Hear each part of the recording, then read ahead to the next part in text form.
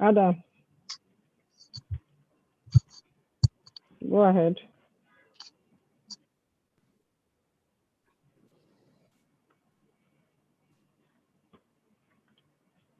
Go ahead, court registrar.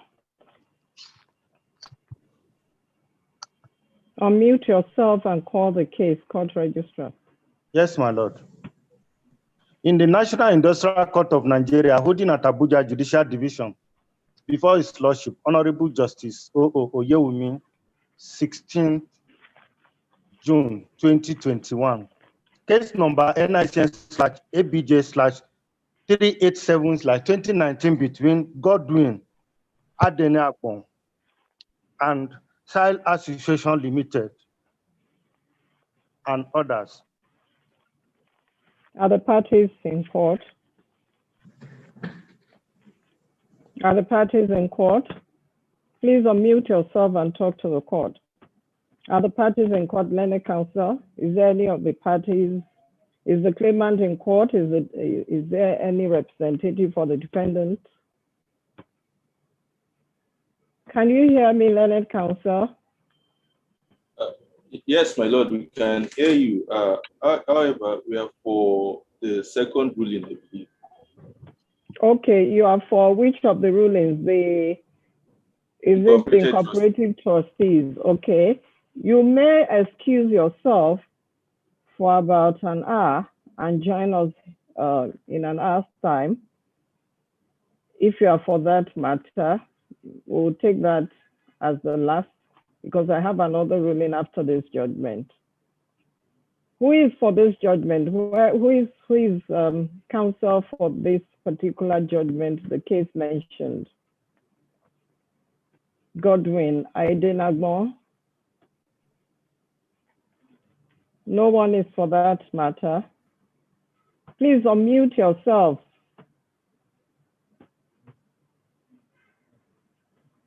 Unmute yourself. Is there any counsel for this Godwin Adeneakpong? Court registrar. Yes, my Are lord. Are you sure the lawyers are aware of that? They were here and I told them that they should come today. I don't know why they are not here. A lawyer just called me now that they are online waiting for me. I can see them there, but I can't see their pictures. Let me call the lawyer back that my lord Thomas, is Thomas in this case? Yes. Is Abdul Kadul Abdullah, are you in this case? Or my lord, we are for the last ruling, my lord. Okay. I'm Abdul Kahar, my lord. You can also excuse yourself. Is Thomas, okay, are you a party in any of these cases? Your Honor, I'm for a different case. Then you can excuse yourself. You join us later. The particular case that has been called is Godwin Adeneakpong, SAII Associates Limited GT and Chemonix International. No counsel for either of the parties. Okay, then call the other one. I know they were, CEO Oko, who is CEO Oko? My lord. You are in for another matter. Is that how to dress before the court? You're not properly dressed. Honestly, not properly. I'm sorry, my lord. I was in Abuja 2 days ago. I didn't know. And you are using your gown to cover yourself as if you're using a wrapper. It's a male counsel that I collected his wig and gown. I didn't. It doesn't matter. If you know you cannot be appearing, then don't. You don't have to do the right thing the wrong way. That's exactly what you're portraying, and that's wrong. I'm not going to take your appearance. I'm sorry, my lord. I didn't come to Abuja with my wig. Mr. Adams, call the lawyers for this case. Meanwhile, call the Odunlami's case. Call the Odunlami's case while you contact the lawyers for the Godwin. So the Godwin will be stand down. Call the Odunlami's case. Go ahead. Are the lawyers for Odunlami here? My Lord, I am present. Very well. Is the lawyers It's for okay. Adin, Number NICN/ the President, Federal of Nigeria, and 3 others. who are the 3 others? Call the names of the 3 others.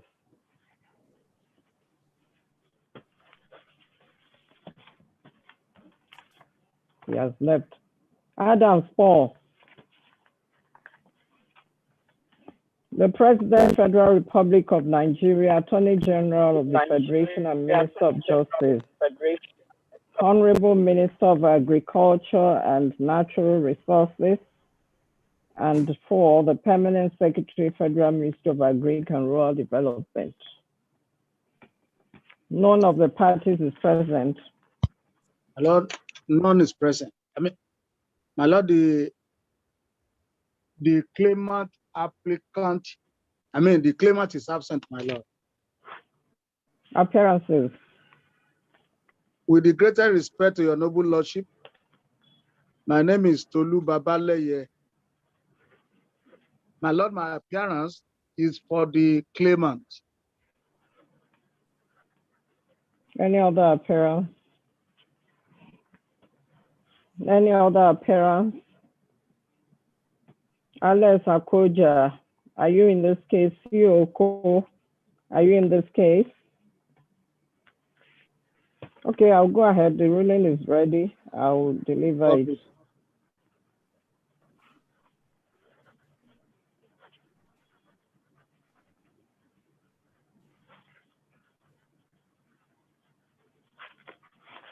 Here's the ruling of the court. By general form of complaint dated 21st of December 2018, the claimant claims against the defendants as follows. 1, a declaration by this honorable court that the claimant is currently under the appointment of the federal government as the coordinator or consultant of Staple Crop Processing Zone, SCPZ, and his appointment has not been determined or terminated. 2, a declaration by this honorable court that the claimant is entitled to be remunerated for the services rendered to the first defendant under the coordination of the third defendant and all efforts put in as the coordinator or consultant of Staple Crop Processing Zone, SCPZ. 3, a declaration that since the third defendant has refused to furnish the claimant with his terms of employment, his employment should be guided by his previous terms of employment, where the third defendant has issued to him during the past administration, plus reasonable annual or periodic increments. 4, an order of this honorable court directing the defendants to pay the claimants the sum of 84 million naira only, being salary and all other sums, benefits, and emoluments that is due to him, and in accordance with his previous terms of employment from May 2015 to the day of filing this suit, and the sum of 2 million naira per month to the defendant being his monthly salary until judgment is delivered in this suit. To the claimant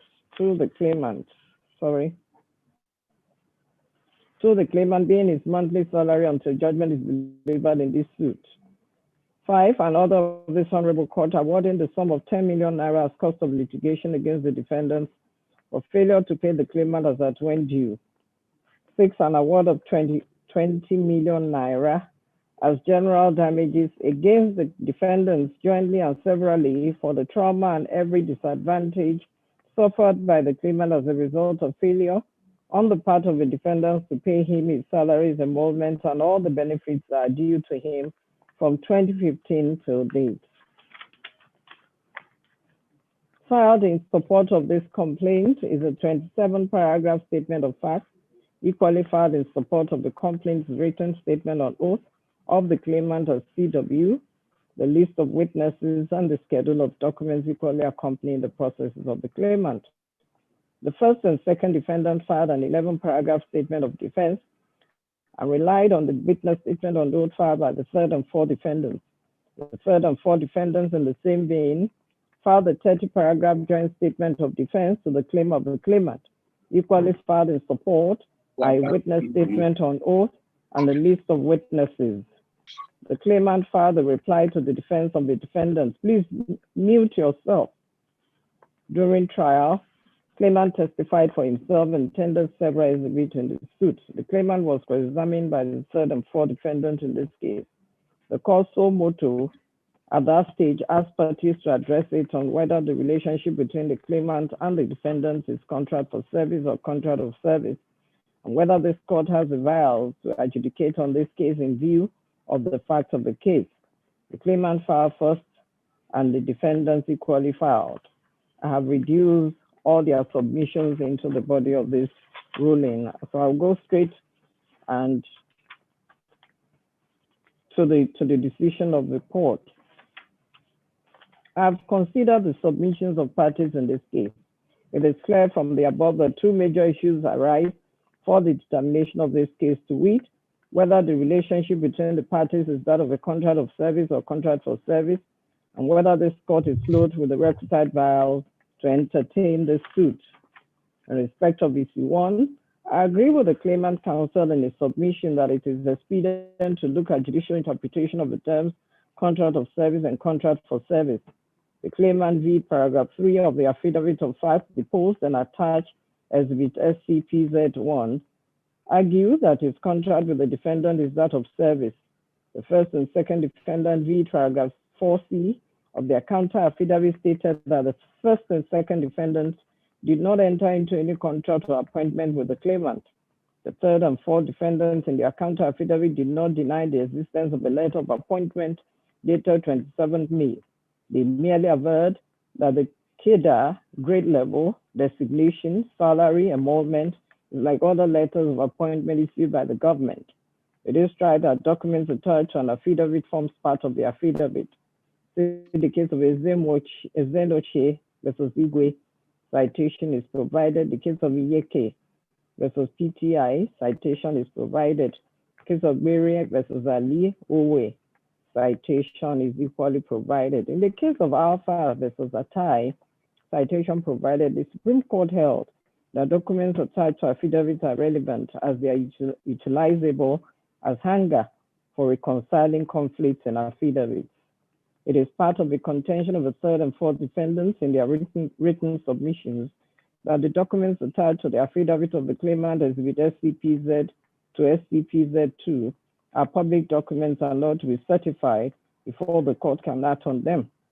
I do not agree that as with SCPZ2 and 3 are public documents and so they need certification because in my view, they are private documents.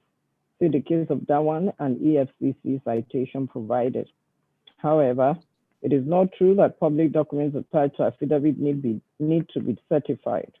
In the case of Junok International Limited versus Diamond Bank PLC citation provided, the court held that copies of public documents attached to an affidavit as exhibit need not be certified through copies because the documents already form a part of the evidence adduced by the deponent before the court and are available for the court use once it is satisfied that they are credible. The court held further that copies of such documents need not be certified through copies where the contents of the documents are not in dispute or challenged, as in the contents not being disowned by the party contending so. I find in this present that the documents so attached are credible and their contents have not been disowned by the third and fourth defendants. Some of the said documents emanated from the third defendant and he never disowned their contents. I peruse the said exhibit SCPZ1 attached to the affidavit. It states clearly that the claimant's appointment as interim national coordinator for the Staple Crop Processing Zone program has been approved by the president and the appointment takes immediate effect. In the case of Akiti versus Oyekunle citation provided, the Supreme Court held that where documentary evidence supports the positions in an affidavit, such positions are the correct position of what they seek to establish. Documentary evidence lends more credence to material facts deposed in an affidavit. It is clear on the face of the said exhibit that the claimant was appointed by the first defendant, which goes to disprove fact deposed in paragraph 4C of the first and second defendant's counter affidavit that the defendants did not enter into any contract with the claimant or appoint him. While it is true that the cadre grade level of salary and remuneration was not stated on the said letter, just like the third and fourth defendant proceeded in their counter affidavit. It is clear, however, that the position he was appointed to, which is interim national coordinator, is stated therein. The third and fourth defendant contended with their counter affidavit, particularly paragraphs 4E to 4G, that the claimant's letter of appointment merely conveyed the approval of claimant's appointment, which was made by the permanent secretary and who has no such power under the public service rules and other extant laws, being a senior post. Like I stated earlier, I perused the said letter of appointment attached as exhibit SCPZ1, and I find that the document is the one that appointed the claimant. It is not just a mere approval of an appointment, and it was not stated anywhere in the document that the claimant was appointed by the permanent secretary, that is the PS, as proceeded by the third and fourth defendants in their counter affidavit. The letter only shows that the PS merely communicated the approval of the claimant's appointment by the president. In the case of Yankee and Austin, citation provided, the court held that where words used in the document are clear and unambiguous, they should be given their plain, ordinary, and natural meaning. In this case, the words used in the said letter are clear and unambiguous. When given their plain and ordinary meaning, they do not state that the claimant was appointed by the PS. The PS who signed the letter merely conveyed the approval of the claimant's appointment by the president, and which appointment is to take effect, immediate effect. It is clear from that letter that the appointing authority is the president. He only communicated to the claimant, who would obviously be working with the Ministry of Agri through the PS Ministry of Agri, I so hold. Again, the third and fourth defendants contended, read paragraph 4M to N, that the claimant had no authority to stay put as exhibit SPZ4 was not directed to him. It is equally their contention in the address that the said exhibit, which is an internal memo, had already disengaged the claimant and four other persons as technical advisors to the third defendant. I perused the said exhibit and I find on the face of it that it is directed to all directors, all team leaders, legal unit, internal audits, stock verification, information, and protocol. The law is that in considering the issue of at the preliminary stage, in considering the issue of jurisdiction, the court is to ensure that it does not consider the main suit at the preliminary stage. It is in view of this that I wish to refrain from going into the meat of the main suit at this stage. All I can see at this stage is that the claimant, as evinced on record, is the interim national coordinator of the Stable Crops Processing Zone program, and that qualifies him as the team leader. The third and fourth defendants equally contended with their counter affidavit that the claimant could not be parading himself as the national program coordinator, as he was not appointed as such. In the case of Coca-Cola Nigeria versus, sorry, just a minute. In the case of Coca-Cola Nigeria versus Akinsoya, citation is provided. The Court of Appeal, while relying on the Supreme Court decision in Shana Security Company Limited and Afropac Supra, held while drawing a distinction between contract of service and contract for service, stated that the following factors are to be considered. 1, if payments are made by way of wage or salaries, this is indicative that the contract is one of service. If it is contract for service, the independent contractor gets his payment by way of fees. In like manner, where payment is by way of commission only or on the completion of a job, that indicates that the contract is one for service. B, where the employer supplies the tools and other capital equipment, there is a strong likelihood that the contract is that of employment or of service.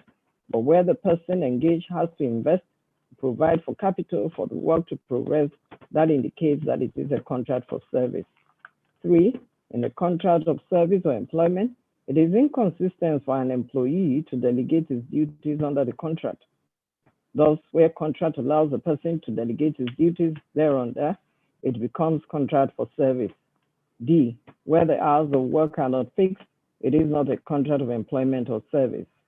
E, it is not fatal to the existence of a contract of employment or of service that the work is not carried out on the employer's premises. However, a contract which allows the work to be carried on outside the employer's premises is more likely to be a contract for service. And F, where an office accommodation and the secretary are provided by the employer, it is a contract of service of employment. I will take these factors one after the other and just compose with the issues in the instant case. The first factor to be considered is the payment mode, whether by way of salary, wages, or by fee. The claimant on his own part read his affidavit of fact, stated that he was paid the sum of 1.5 million naira per month as salary, which is paid as a lump sum of 13 million every 9 months. As agreed on exhibit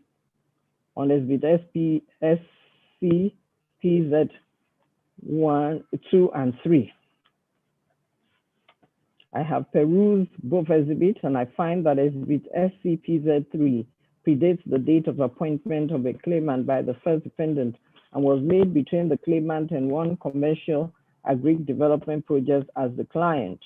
The first defendant who appointed the claimant was not a party, neither was any of the 3 other defendants made a party in the said exhibit.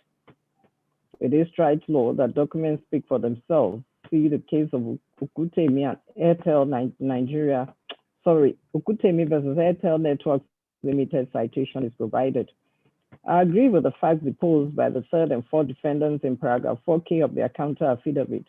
The third exhibit SCPZ 3 clearly portrays a different regime of things between the claimant and another party, which the claimant has not linked to the defendants in any way.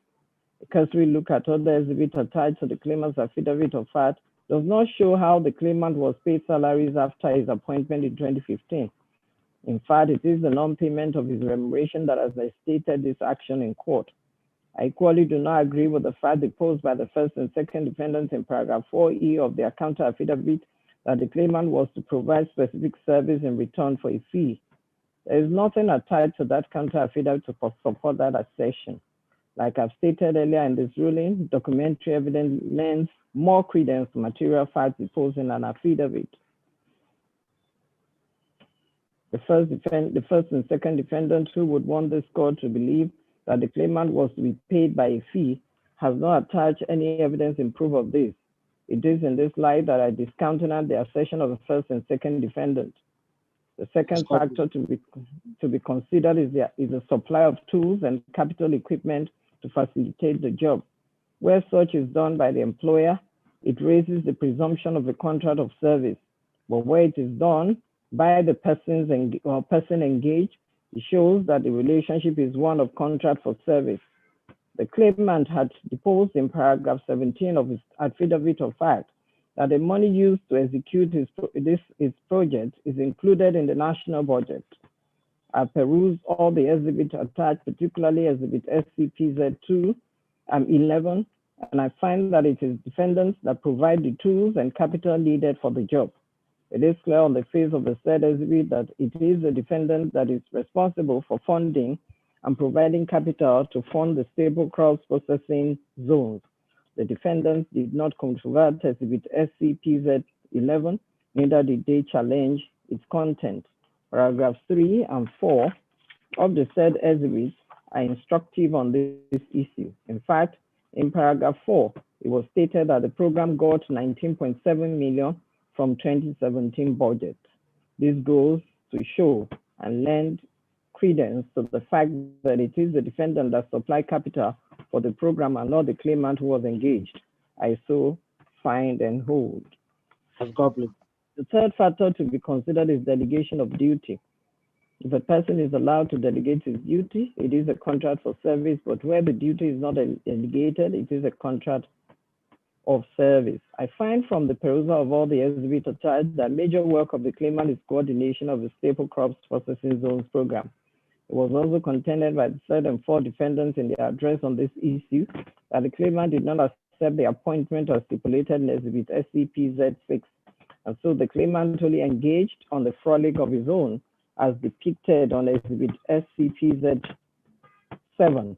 I find, however, after perusing the exhibit, that the claimant responded to the said exhibit SCPZ 5, which was written on the 15th of February 2016 by a letter written on the 17th day of February 2016 and requested that he be furnished with certain documents to enable him respond promptly. Another letter was followed up on the 26th of February 2016. Even after these correspondences, as Exhibit SCPZ, which emanate from the third and fourth defendants, Exhibit SPZ 8, 9, and 10 came much later, which showed that the claimant continued in the capacity of the National Program Coordinator up until 2017.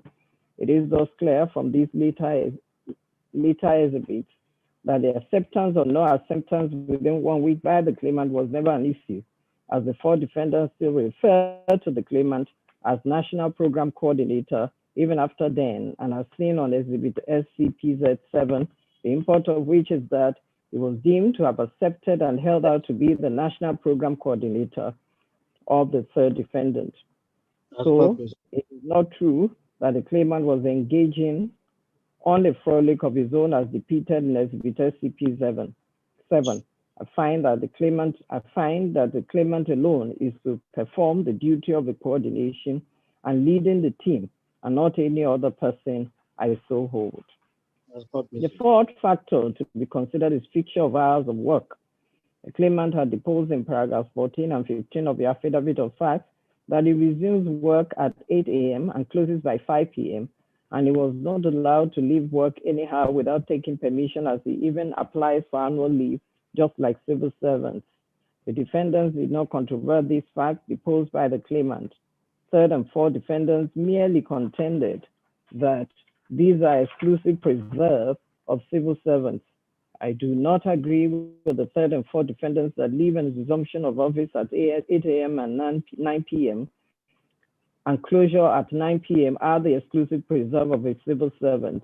This court has taken judicial notice of a notorious fact that other persons who are not civil servants but are political appointees, or persons who are appointed to man a particular office, do resume work and close at a time and even go at that time and even go on leave or recess, as the case may be. I peruse the exhibit attached by the claimant, and I find for a fact, as shown by Exhibit SCPZ 9, that the claimant equally applies for permission to go on leave, and which application is usually directed to the fourth defendant, who in turn approves same, as clearly seen on the said exhibit. If it were not to be so, the fourth defendant would not have approved the said leave. The documents that make up Exhibit SPZ 9 clearly shows that the claimant was never allowed to leave work as he likes. If he must, for any reason, be absent from work, he would have to apply for leave. In the case of Igwe and AICE citation provided, the court defined the word leave to mean temporary absence from employment or duty with intention to return, during which time remuneration and seniority may not be suspended. I'm of the view that the claimant resuming work by 8 a.m. and closing by 5 p.m. and applying for leave by the claim and applying for leave, and it's being approved by the fourth defendant, which were never controverted by the defendants, are a pointer to the fact that the claimant was under a contract of service or employment with the defendant, I so hold. The fifth factor to be considered is the place at which work is carried out. It is not fatal to a contract of service that work is not carried out on the employer's premises. The claimant read paragraph 16 of his affidavit of fact deposed that the work is to be done in the premises or place expressly approved by the said defendant. In support, he attached Exhibit SCPZ 10. The defendants, particularly the third and fourth defendants, in response, read paragraph 4W of their counter affidavit merely deposed that there was no need for the claimant to keep parading himself as the National Program Coordinator, as he was never appointed so. They neither controverted nor challenged the claimant's position that his duties or work were usually carried out in the premises or a place specifically approved by the third defendant. They equally did not challenge the existence or content of Exhibit SPZ 10, which was annexed. I'm of a firm view that given the facts deposed to by the claimant, which was never controverted and Exhibit SPZ 10, it is clear that the claimant's deposition in paragraph 16 is the true position of things. I so hold.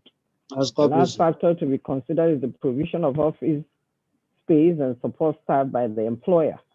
In the instant case, the claimant viewed paragraphs 11, 12, and 13 of the affidavit of facts deposed that the defendants provided and furnished for him an office at the third defendant office complex until he and his team were relocated to another office in the complex of the third defendant, and which office still stands till today, while they also provided him with support staff. In support of this, he attached Exhibit SCPZ 7 and 8. The first and second defendants in their written submission contended that the copy of Exhibit SPZ 7, which was attached by the claimant, was not directed to him, but to the Federal Director of Fisheries. It is equally their contention that the persons so posted had key role assigned to them in the program and were never the claimant's secretaries. The third and fourth defendants on their part in their counter affidavit stated that the members of staff posted to the SCPZ core team were posted by way of internal posting. It was equally their submission, viewed their written address, that the said memos were mere academic exercise as there was no binding contract. I have perused the said Exhibit SPZ 7 and SPZ 8. It is clear on the face of Exhibit SPZ 7, which emanated from the fourth defendant, that certain members of staff are to be posted to the staple crop processing zone, SCPZ core team, to work under the coordination of the claimant as the national program coordinator. It is immaterial whose copy it was. What is important is the content and existence of the said document, which was never controverted by any of the defendants. It is true that documents speak for itself. It is equally clear on the face of the memos that make up Exhibit SCPZ 8 that the persons so posted are to report to the national program coordinator of the SCPZ, which has, to the national coordinator as shown to be the claimant for further directives. It is thus clear that the persons so posted are to be given directives by the claimant. This clearly makes them support staff to the claimant. It is equally clear on the face of one of the documents that make up Exhibit SCPZ 7 that is a letter dated 6 June 2016 directed to the National Program Coordinator of SCPZ, which have stated to be the claimant, that the office address of the claimant, who is the National Coordinator of the program, was written as Federal Ministry of Agriculture and Rural Development. Hereunder reproduces the relevant portion of that. I quote, National Program Coordinator, Stable Crop Processing Zone, SCPZ, Federal Ministry of Agriculture and Rural Development, Area 11, Gariki, Abuja, unquote. The above portion of the said document, which forms part of Exhibit SCPZ 7, lends credence to the facts deposed by claimant in his affidavit that he was provided an office accommodation in the office complex of the third defendant, and also that staff were posted to work with him. These facts are pointed to the fact that there is a great likelihood that the relationship between the claimant and the defendant is that of contract of service. I am of the firm view that the relationship between the claimant and the defendant is that of a contract of service, given the above facts, though it may not necessarily be one with statutory flavor. I think the contract is of service, but of personal service between the claimant and the defendants. I so hold. In respect of issue 2, I've held that the relationship between the claimant and the defendant is that of a contract of service. It then means that the relationship is that of employment. In the case of Farmer Base Nigeria Limited versus Olato Kumbo Citation Provider, the court held that this court has exclusive jurisdiction over civil causes and actions in respect of civil causes and matters relating to labor, employment, trade unions, condition of service, and matters connected therewith. I find, therefore, that the case of the claimant being that of employment is properly brought before this court. In essence, I resolve this issue in favor of the claimant. Consequently, I hold that the relationship between the claimant and the defendant is a contract of service. Thus, this court is seized with the requisite vows to entertain same. As court places. Ruling is accordingly entered. As court places. My Lord, we are very grateful for the speech. We are very grateful for the well-considered ruling. And we pray that God will continue to bless your Lordship's industry. My Lord, this matter was going on a hearing, cross-examination, when the court raised this issue so much. Yes. In the circumstance, we are urging the court to give us a convenient date so that we can continue this matter. So what, court registrar, what date is available? My Lord, we have a first week of July. First week of July, what date? On the 5th, 6th, 7th. 5, 6, 7. So you can take 2 dates. As the court pleases. We can take 6th and 7th, my Lord. 6th and 7th of July. As the court pleases. And 7th of July. Yes, Adeni. Yes. For continuation of hearing. Yes, my Lord. Hearing notices to be served on the defendant.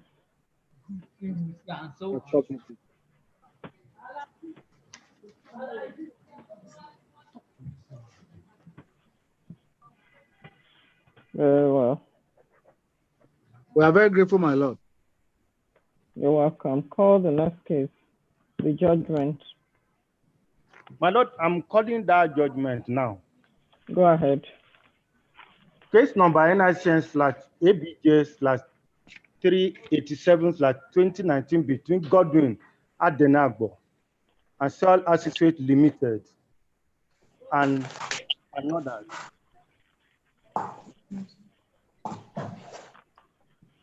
Is the claimant in court? Yes, my Lord. The claimant is connected to the virtual court. So where is the claimant? Mr. Adenagbo. Where is the claimant? Yes. It's connected, my Lord. But I can't see his face. Here am I, my Lord.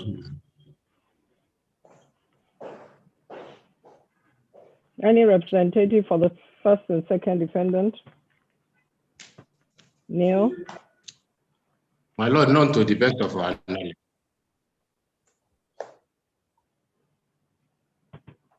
Appearances? May it please the court. My name is Ayodele Arotiowa. My humble appearance is for the claimant. With me is my learned friend, L.O. Samuel, Miss. N as in Nigeria? Is it N as in Nigeria? L as in Lagos? Language. Samuel. Samuel, yes, my Lord. Very well. Any other appearance? That's all for the claimant, my Lord. Any other appearance for the defendant? Counsel for the defendant? Neil? Court registrar, did you inform? Yes, my Lord. Were the defendants also served with a hearing notice? Yes, my Lord. Okay.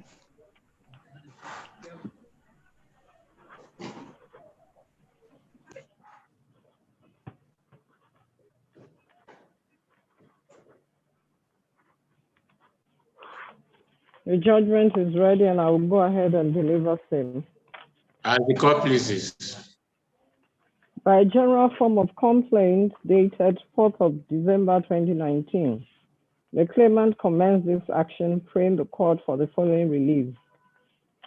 1. A declaration that the termination of the claimant's employment with the defendant read letter of termination of employment dated November 20, 2019 is wrongful. 2, an order of injunction restraining the defendants, their agents, servants, or privy from communicating or representing either expressly or impliedly to any individual company, institution, organization, or government, either locally or internationally, including the USAID or her agencies, that the claimant was found guilty of fraud or fraudulent behavior and vendor collusion to defraud PSM project. 3, the sum of 10 million naira being general damages for breach of contract. 4, the sum of 10 million naira being general damages for violation of a claimant's rights to fair hearing.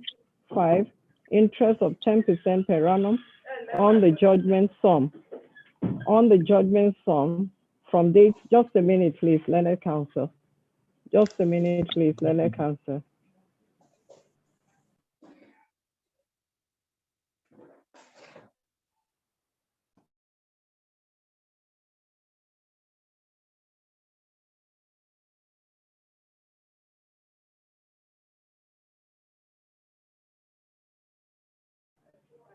Sorry, my counsel. Very well, my lord. Yes, I think I stopped at really 4 or 5. 5, interest of 10% per annum on the judgment sum from date of judgment until judgment debt is fully liquidated. And 6, cost of action. It is the claimant's case that he was employed on the 30th of June 2016 as the malaria focal point for the global supply chain program of the defendant, which employment was made effective on July 1st, 2016, confirmed as long-term employment effective from 31st December 2016. And over the years, his remuneration was increased severally by different amendments of his contract of employment. He stated that on the 5th day of November 2019, he had received a mail from the defendants inviting him to a meeting on the morning of the 6th of November 2019, and the mail was sent through his official email box, which is now in possession of the defendants, for which he gave the defendants notice to produce them. He averred that on the 3rd day of the meeting, he got to the venue of the meeting and was ushered in by the defendant's country director, one Mr. Kenny Otto, who is also DW in this case, where he met strange faces. He stated that prior to this time, he has never been queried or notified of any allegations against him. That the strange individuals informed him that he was being investigated for allegations of fraud and high-handedness, which he denied, and asked that he be availed the complaints or any evidence against him to enable him respond to them. He went on that immediately Mr. Kenny Otto came in and handed him a letter of suspension dated November 6, 2019, after which the security of the defendants escorted him out of the defendant's premises spitefully. That he was never afforded fair hearing, as he was never confronted with his accusers or the evidence against him. He stated that only a court of law has the jurisdiction to try him on an allegation of fraud. That after the suspension, he received via a private email a letter of termination of employment dated 20th of November 2019 on grounds of fraud and vendor collusion to defraud the defendants. According to him, the allegations are false, and he therefore refuted them via an email dated 25th November 2019. It is the further contention of the claimant that the allegations against him as contained in the letter of termination of employment tarnished his image and affect his chances of securing employment that requires trust, and which one of such consequences is that he would be blacklisted as stated in paragraph 9 of his engagement contract with the defendants. The defendants, in response to the claimant case, by their pleading stated that the claimant, in virtue of the terms and conditions of his employment agreement, also known as the CCN agreement, his employment was governed by the defendant's field policy manual, which the claimant is aware of the personnel policy provisions in the manual. They stated that by virtue of an employee's employment agreement, duties of an employee must be performed in accordance with the defendant's standard of business conduct, and such employee has agreed to adhere to the policies and procedures in the manual. They went on that by the provisions of the manual, employees are required to report actual or suspected misconduct. They equally avert that by the provisions of the manual, emphasis is placed on accurate record keeping, and the defendants expect high ethical standards as regards the provision of the manual, as a result of which the employees are regularly sensitized through training programs, some of which claimant attended. They stated that in line with the provisions of the manual as regards reporting misconduct and the defendant's whistleblower policy, concerned employees and third-party representatives reported the fraudulent activities carried out by the claimant, and in respect of which investigations were conducted in accordance with the provisions of the manual. That interviews were conducted for a number of employees through which they got documentary evidence, including text messages, bank account statements, emails, and official reports of claimants' involvement in fraudulent activities tantamount to gross misconduct under the provisions of the manual, and which documentary evidence were kept confidential in line with the whistleblower policy. That the claimant was afforded an opportunity to be heard, as a result of which he was invited for an interview, and during which he admitted the allegations against him. However, the claimant was not confronted with any of his accusers or the documentary evidence in line with the whistleblower policy. That the claimant was thereafter suspended pending conclusion of investigation in line with the provision of their manual. They continued that the claimant was afforded fair hearing during the interview. That upon the conclusion of the investigation, claimant was found guilty of fraud and vendor collusion, as a result of which his employment was terminated via the letter of termination, copy of which was delivered to him by the said the author and an order, and the claimant acknowledged it by signing it. That the claimant never complained about any of the process. They asserted that claimant's employment was terminated in line with the provisions of the manual, and upon which the claimant was paid his final payroll salary. They continue that in line with the company's policy, the reason for terminating claimant's employment was made known to him in the letter of termination. That the claimant, in response to his letter of termination, sent an email requesting the withdrawal of his termination with immediate effect. The claimant filed a reply to the defense of the defendants, an additional witness statement on oath. And after the close of pleading, claimant on the 8th of October 2020 opened his case. He was the sole witness. He testified for himself as CW, adopted both his statement on oath and additional witness statement as his oral evidence in the suit. Exhibit G to G3 were all tendered through him and admitted in evidence. Consequently, he was cross-examined by counsel on behalf of the defendants. Claimant closed his case afterwards. After the close of the claimant case on the 8th of December 2020, the defendants opened their defense and called their sole witness, one the author, as DW. He adopted his written statement on oath as his oral evidence in this suit. Exhibit K to K14 were all tendered and admitted in evidence through him. He was accordingly cross-examined by Leonard Silk on behalf of the claimant. The defendant thereafter closed their case. Leonard counsel on behalf of the parties filed their final written addresses, and they both adopted the final addresses, and I've reduced the address into the body of the suit. I would now go straight to the decision of the court. What is this?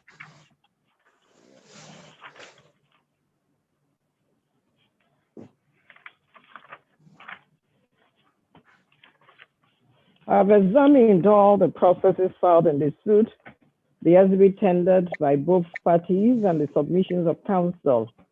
I am of the view that the sole issue for determination of the suit is whether or not the claimant has proved his case to entitle him to the relief sought in this suit. Before I go into the crux of the suit, it is germane for me to address a procedural defect in the defendant's process file. Learned counsel on behalf of the defendants on the 23rd day of December to enter conditional appearance for the defendants in this suit by filing a memorandum of conditional appearance. It is well settled in law that when a defendant files a conditional appearance, he intends to object to the jurisdiction of the court. In the case of Izezi and INEC and others, citation is provided. The Supreme Court held those, and I quote, "Let me say straight away that when a defendant files a conditional appearance, that is an appearance under protest, and usually means an appearance to object to the court's jurisdiction, unquote." This is per Rosevivo, GSC, retired. See also the case of PDP and INEC and others, citation is provided. Contrary to the above position of the law, it is observed that the defendants herein, after entering conditional appearance, did not object to the jurisdiction of this court as expected by their conditional appearance. The proceedings proceeded and trial was completed. In the Apex Court case of UBN PLC versus Alma Properties Limited, citation is provided. Conditional appearance was entered, but without objection to the jurisdiction of the court on service of processes.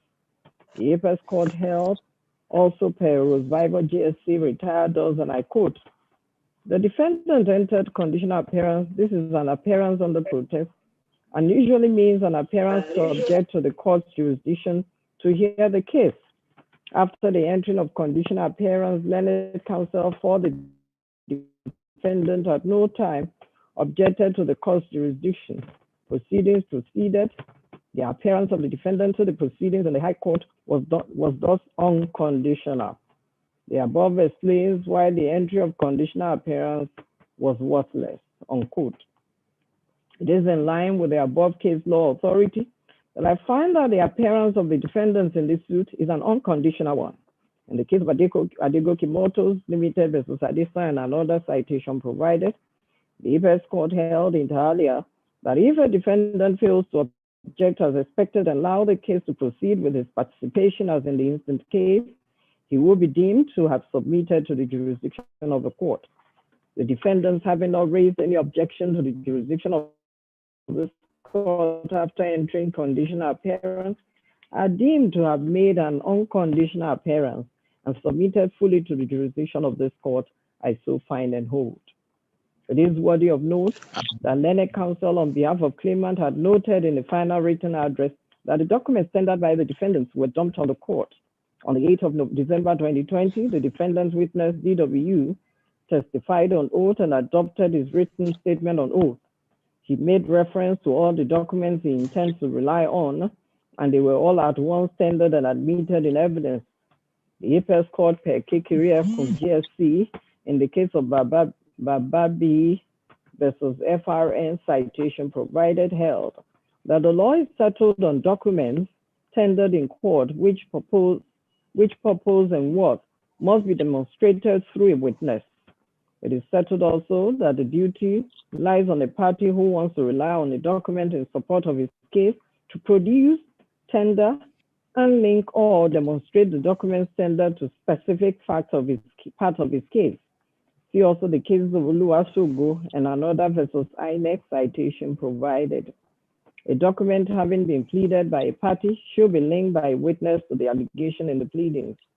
It is the reaction of learned counsel to the defendants to this, that the defendants linked all the documents to the facts in the case through the evidence of their witnesses already adopted by them on record. I find from the record of proceedings that the defense witness, one DW, that is Kayode Otto, just a minute, that the defense witness Kayode Otto, DW, testimony evinces that he linked all the documents tendered to his testimony. See paragraphs 8 to 23 of DW's written statement on oath dated 3rd March 2020. He did in fact refer to each of them and identified each before tendering same in court. He was also cross-examined by learned senior counsel on behalf of the claimant respecting Exhibit K to K14. The court, in the case of St. Peter's Parish, Makurdi, versus Registered Trustees of Deeper Life of Bible College and other citation is provided, held that a party who has cross-examined a witness on the document cannot turn around to say the document was dumped on the court. As such, Exhibit K to K14 cannot be said to be dumped on the court since claimant's counsel, who is raising this issue, made use of them under cross-examination of DW. If there was cross-examination on documents, it cannot be said that it was not linked or that it was dumped on the court. See also the dictum of Kekuria GSC in the case of Bababi and FRN Supra. In the same vein, in the case of PDP versus Ale Chenu, citation provided, the court held, and I quote, moreover, in this era of front-loading of cases, where the proposed evidence of the parties are stated on oath and front-loaded in court and merely adopted at the trial, it sounds for short-sighted to expect a party who had adopted a statement on oath at the trial, including his avowments about the documents he pleaded and opted to rely on, to further give detailed oral evidence again at the trial, demonstrating how the document he pleaded relates to the case, unquote. See also the case of Dahiru and Kibu, and other citation is provided. The said documents, that is Exhibit K to K14, in my respectful view, were duly pleaded and demonstrated by DW in his statement on oath. The defendants did discharge the legal burden on them to link their case with the documents when the witness in the statement on oath related each of the documents to the party's case in several paragraphs of his statement on oath.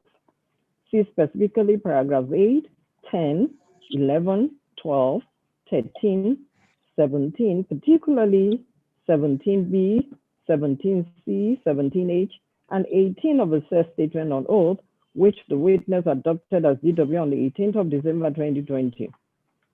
By law, once a party adopts a statement on oath at the trial, the entire evidence on oath becomes part of his oral evidence in the court as argued by the defense. So the case of Nwalutu versus MBA and another citation is provided. The case of Nkwe versus Wakama and another citation is also provided. And the case of NNPC versus Mutala and another citation is equally provided. I do not agree that the documents were dumped on the court in view of the fact that the witness already linked the documents in his written statement on oath, which is already adopted in evidence, and seeing that the claimant's counsel already cross-examined the witness on Exhibit K to K14 as stated supra. To agree otherwise, and in essence, with the submission of claimant's counsel, is to stretch the principle against dumping evidence to a level of absurdity. I therefore find and hold that the documents tendered by the defendants were not dumped on the court. Now to the merits of the case at hand. The claimant in this case is asking this court to declare the termination of his employment with the defendants wrongful. It is right that where the employment contract is reduced into writing, and it is not one that enjoys statutory protection, it is no doubt one of master-servant relationship. So the case of Controller General of Customs and Guzo, the case of Oak Pensions and others versus Align Cash citation provided, the case of CBN and Ivilo citation is equally provided. Claimant case is that he was employed by the defendant with Exhibit G, which was also tendered by the defendants as Exhibit K. It is not in contention that the relationship between the claimant and the defendant is clearly that of master-servant. It is well established that in a master-servant relationship where parties have reduced their terms and conditions of service into writing by way of contract, the terms and conditions agreed to by the parties must be observed. In the case of FBN PLC versus ZAM, citation provided. This is because the law recognizes and protects the sanctity of contract. This finds expression in the Latin maxim pacta sunt servanda. The position of the law as regards master-servant relationship is clear, as the law sees it as a contractual one governed by the terms and conditions of employment contracts. See the case of Oak Pension and Olayinka Supra. As such, where the employer, as in this present, wishes to terminate employees' employment, he must do so in accordance with the contract entered into by parties. See the case of Organ and others versus Nigeria Liquefied Natural Gas Limited, and citation is provided. And the notorious case of Lunge and FBN, citation is also provided.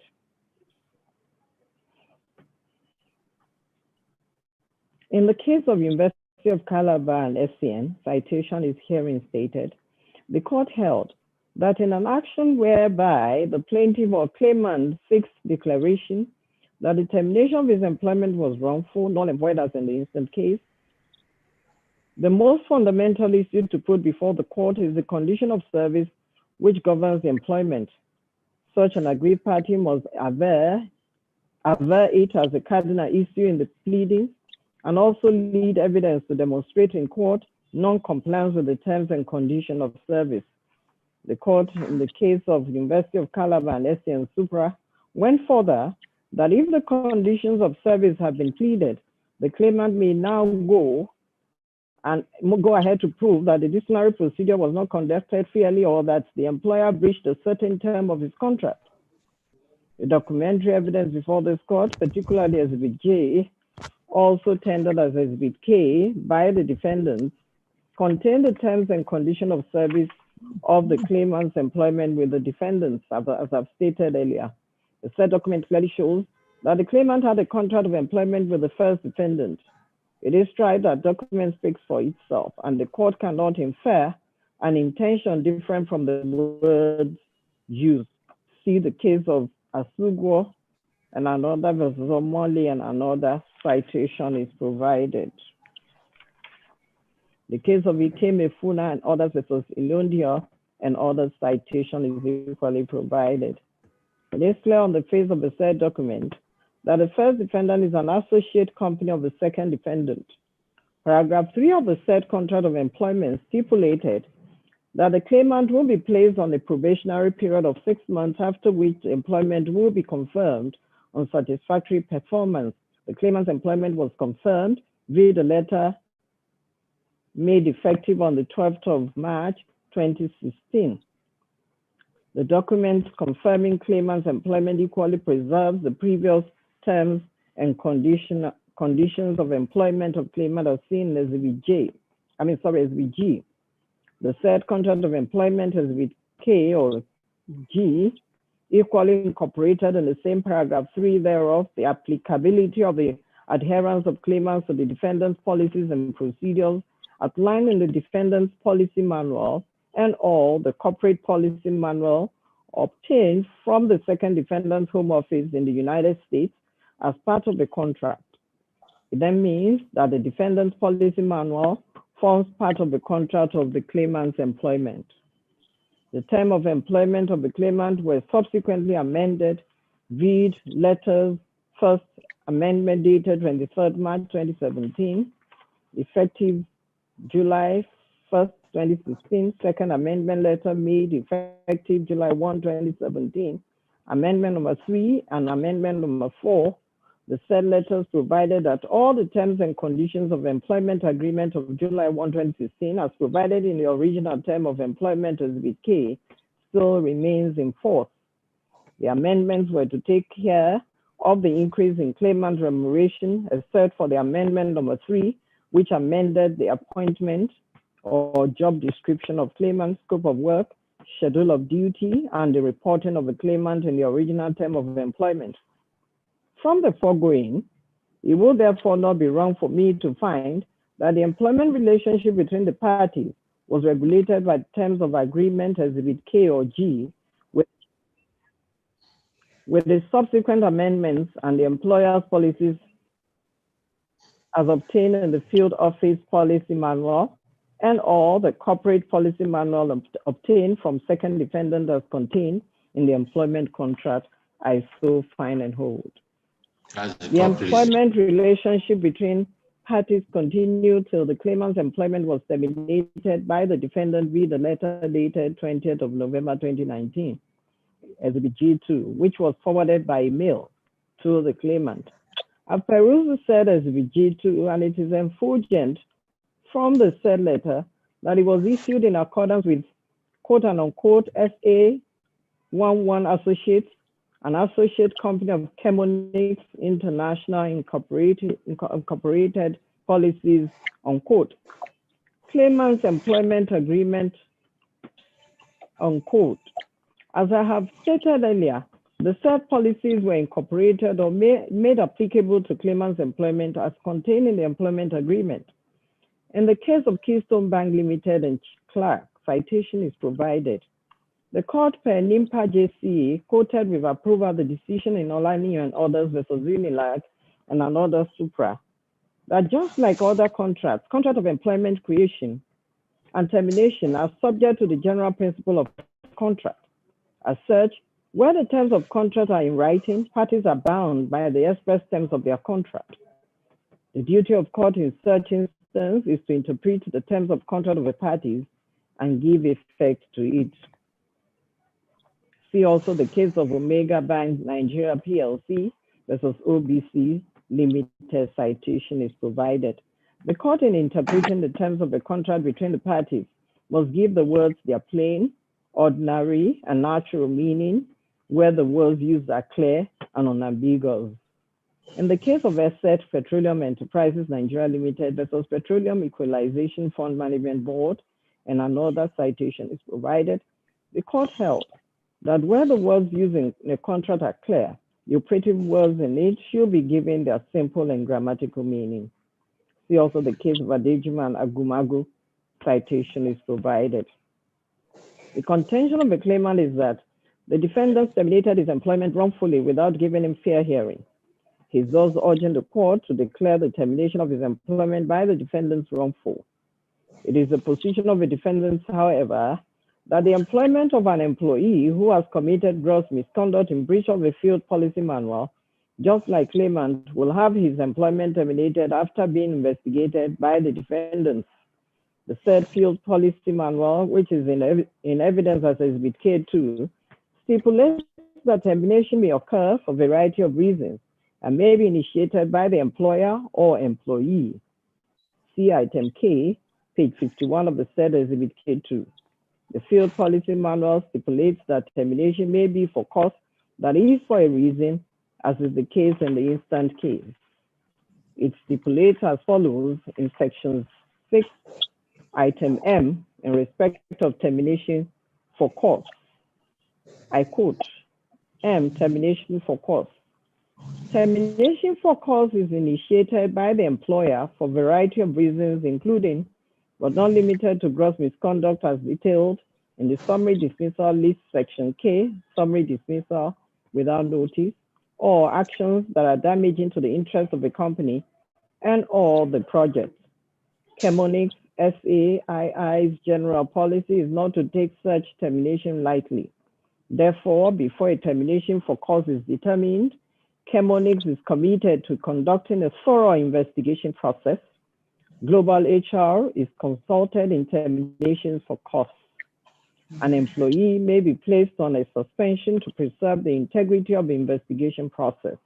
He or she may be suspended without notice for up to 5 business days to permit Chemonix project leadership to review or investigate actions or any other conduct that warrants removing the employee from the work site. Some situations may require a longer suspension duration. The suspension will be confirmed in writing, stating the reasons and the expected duration. Upon the conclusion of the investigation, the employee will be informed in writing of the actual dates and pay status of the suspension. Pay will be administered in accordance with local labor law, unquote. A perusal of Exhibit G2, also tendered as Exhibit K14, by the defendant, which is the letter of termination of claimant's employment, shows that the claimant's employment was terminated for gross misconduct. The manual provides that gross misconduct is as detailed in the summary dismissal without notice, like under the code. Without notice list under the code. The list is a long one, which contains several actions that will amount to gross misconduct. It then means that the claimant's employment having been said to be terminated for gross misconduct, falls under the above provision of the manual. The provisions of the manual as regards termination for cause is clear and easy to comprehend, as a result of which no aid is required to understand it. The said provisions clearly provide that before a termination for cause is determined by the second defendant, is committed to conducting thorough investigation and the global HR is consulted. An employee may then be placed on suspension without notice in order to preserve the integrity of the investigation process. The suspension will be confirmed in writing, stating the reason for the suspension and expected duration. Claimant had contended that he was neither notified of the allegation of fraud leveled against him, nor issued query or given opportunity to confront his accusers on the allegations. The defendants had contended that after they received the third party's report as regards fraudulent activities by the claimant, they immediately conducted preliminary investigations in line with the manual, and in the course of the investigation, interviewed a number of employees and third-party representatives working in the first defendant, and which investigation were kept confidential without claimant's knowledge. It is their contention that after investigation, it was discovered that the claimant had engaged in activities tantamount to gross misconduct as provided under the manual, ranging from falsifying the defendant's expense reports, collusion with others to defraud the defendants, and fraud. It is equally the defendant's contention that the claimant was afforded an opportunity to be heard in respect of the investigation, as a result of which the claimant was invited for an interview. Learning counsel for the defendant submitted in his final address that there is no disciplinary procedure to be followed in any of the two documents, the manual and the employment agreement, and as such, the question of fair hearing should not be an issue, as hearing such a party is a privilege. I'm afraid this is not the true position. Neither counsel had not averted his mind to the instructive provisions of Clause 3, Item D3 on page 23 of the manual of Exhibit K2. Item M, highlighted earlier in this judgment, clearly provides that before termination of employment, the defendant is committed to carrying out thorough investigation. By the provisions of Clause 3, Item D3 at page 22 of Exhibit K2, it provides for investigation or internal review process and standards or reports received by the relevant offices of the defendant will be handled confidentially when possible and depending on the circumstances of the matter, and consistent with statutory and regulatory requirements for conducting an effective internal review or investigation. It then means that the investigation that will be carried out must be consistent with statutory or regulatory requirements for effective internal investigation. The right to fair hearing is a statutory requirement under the Constitution of the Federal Republic of Nigeria, 1999, as altered, which the defendant have adopted by implication into their terms of employment with their staff in Nigeria, including the claimant, as well as the fundamental right, human right, the Charter, UN Charter on Fundamental Human Rights. It is thus binding on them to the effect that where a body, whether judicial, quasi-judicial, administrative, or executive, in inception, acts judicially in the sense that it is to determine the civil rights and obligation of a person or to find him guilty or liable to a fault or misconduct in Nigeria, then he must be given a hearing before the issue can be properly decided. Just a minute.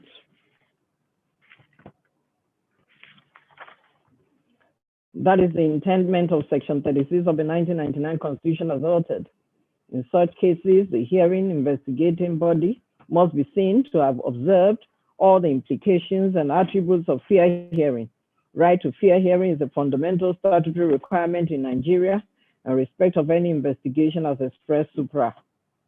In the case of Arobia Care and NELMC, citation is provided, court held that an administrative body may not necessarily comply to strict adherence of natural justice as is in the law court, But the rule of natural justice and fair hearing cannot be waived or compromised in all cases.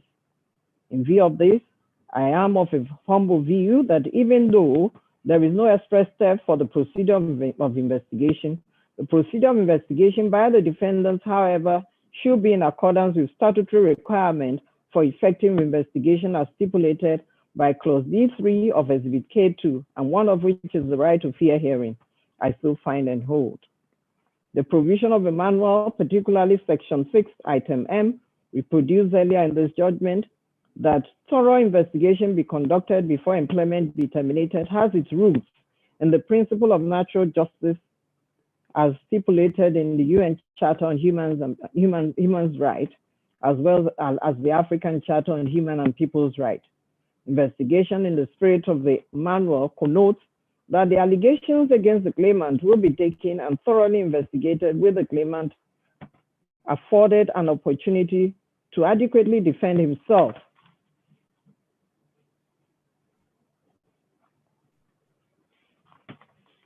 To adequately defend himself. If it were not so, the defendant will not have invited the claimant to the interview. It is right that the principle of natural justice connotes that application of the twin pillars of justice, that is, audi autem partem, and nemo juris in consortia rules, which connotes that fair hearing must be in accordance with these twin pillars. Fair hearing connotes that a party must not only be heard, but also that the hearing must be fair. So the case of JSC versus Isede and another citation is provided. Any infraction of the rules will automatically bring to naught whatever decision reached. It is part of the claimant's contention, as stated earlier, that he was not granted fair hearing as he was not shown any witness or documentary evidence to respond to, and all he was confronted with were general allegations which he promptly denied. DW under cross-examination admitted that the claimant was never confronted with any of his accusers, and as such was not given opportunity to confront or cross-examine any of them. He explained that the reason was due to the whistleblower policy of the defendants. The defendants and DW in his statement on oath equally refer to the whistleblower policy of the defendants, known as reporting and investigation business misconduct policy in the manual. See paragraphs 14G of the pleadings and 17G of DW's statement on oath. It is equally evident in paragraph 14Q of the defendant's pleadings that the defendants did not confront the claimant with any of those who made reports against him or shown any of the documentary evidence in support of same. I perused the provisions of the manual. I've equally read the whole of clause 3, item D, D1, D2, and D3 on page 22 and 23 of the manual, which provides for reporting and investigation of business misconduct, also known as whistleblower policy referred to by the defendants. I do not find anything in it that says the identity of the claimant's accusers must be kept secret at all times as proceeded by the defendants. There is equally nothing in the manual that says that documents which indict an employee must be kept away from such employee, or that such employee should not be confronted with such documents. In fact, item D3 on investigation is instructive, and I quote, thus, in keeping with Chemonics/SA2's commitment to integrity and ethical business practices, each report of business misconduct is freely reviewed by the Office of Business Conduct as detailed in the Corporate Issue Resolution Procedure and the Office of the Business Conduct Issue Review and Resolution Work Instructions. All reports will be handled confidentially when possible, depending on the particular circumstance of the matter, and consistent with statutory and regulatory requirements, as well as the requirement for conducting an effective internal investigation, unquote. The words used in the above provision are clear and is to the effect that confidentiality will be maintained where possible, depending on the particular circumstances of the matter. It is right that the court is not concerned with interpretation given to documents by witnesses or what they understand it to be or to mean, which the documents, legally speaking, speak for itself and not through witnesses or testimonies. So the case of Yadis Nigeria Limited versus GNIC Limited, citation is provided. So I do not agree with the meaning defendants and DW try to impute into the section that it provides that the identity or information of the witness or witnesses must be kept secret, or that the claimant must not be confronted with any documentary evidence against him. The said provision provides otherwise from what the defendants want this court to believe. The claimant ought to have been confronted with the witnesses or his accusers.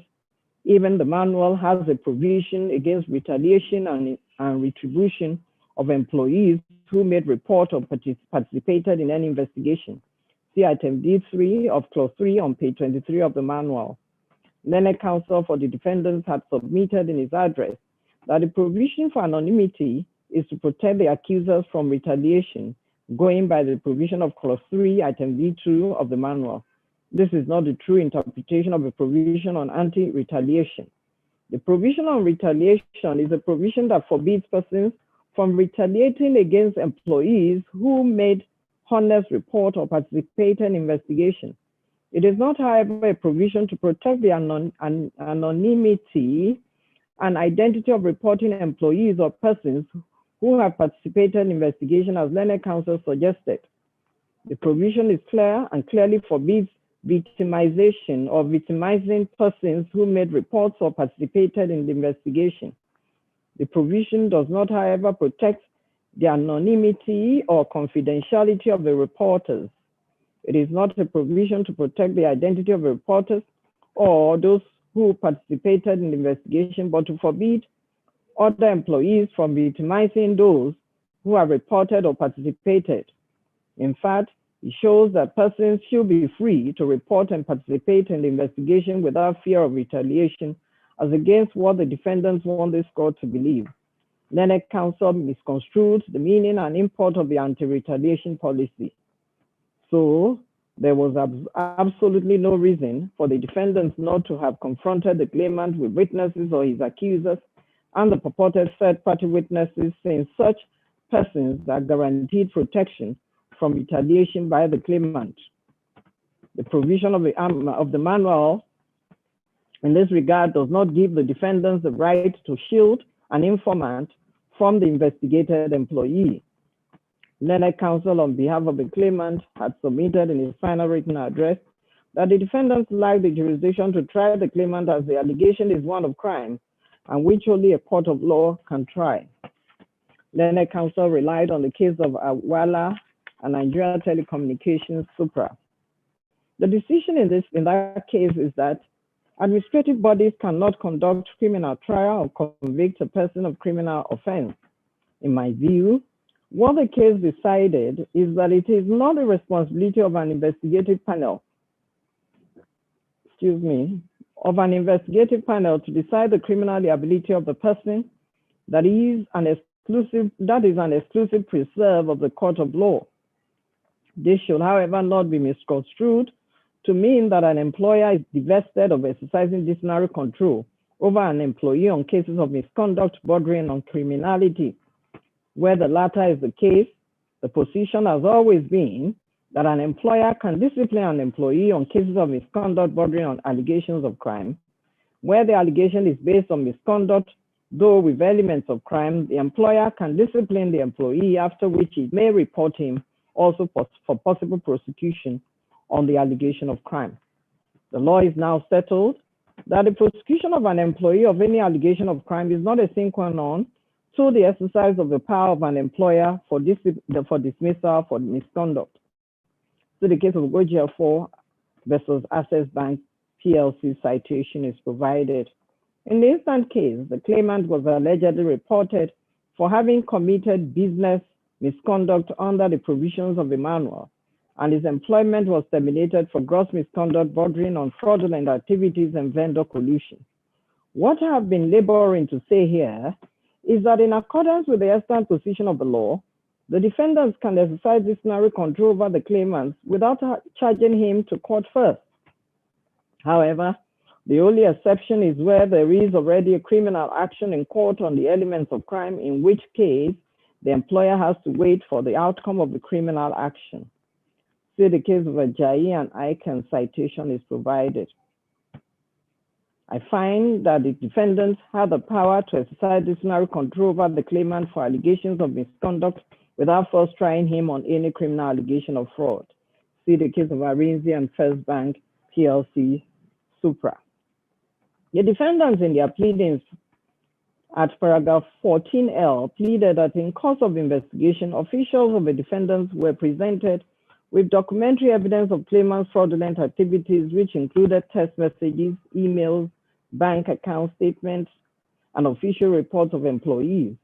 DW, in his statement on oath, equally reiterated this in paragraph 17L of his statement on oath.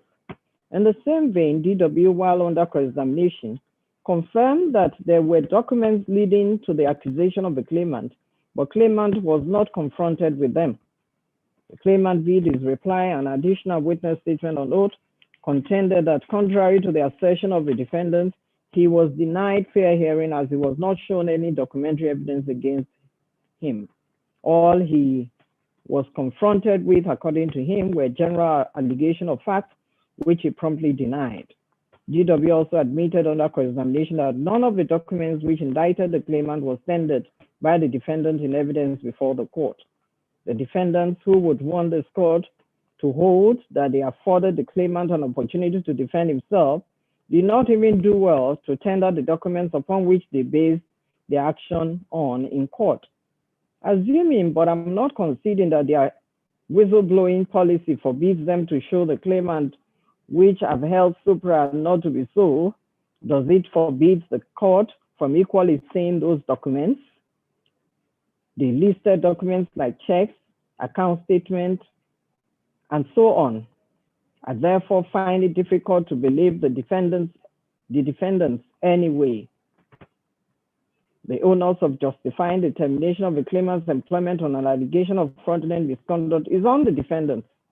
The failure of the defendant to tender any of the documents referred to is fatal to their case.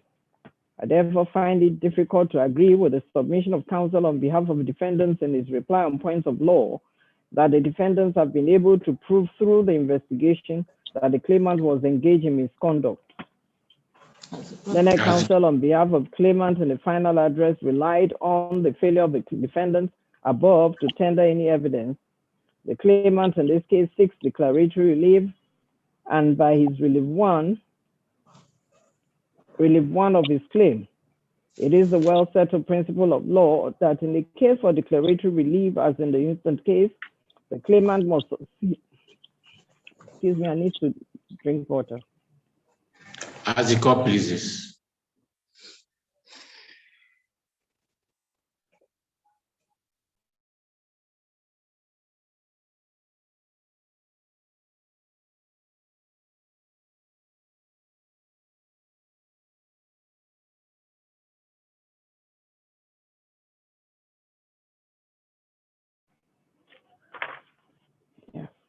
Then counsel on behalf of the claimant with the final address relied on the failure of the defendants above to tender any evidence. The claimant in this case seeks declaratory relief by his relief one.